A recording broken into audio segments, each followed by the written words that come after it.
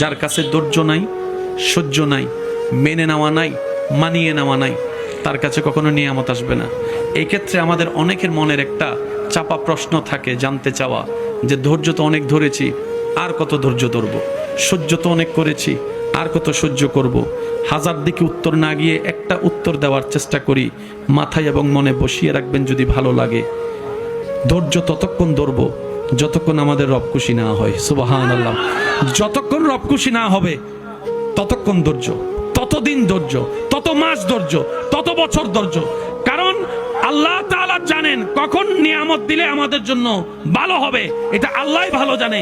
ওই হুকুম আসা পর্যন্ত অপেক্ষা করতে হবে, এটার নামে ধৈর্য। কোনো হা হুতাশ করা যাবে, আফসোস করা যাবে? আল্লাহ দিল আলহামদুলিল্লাহ, না দিল আলহামদুলিল্লাহ।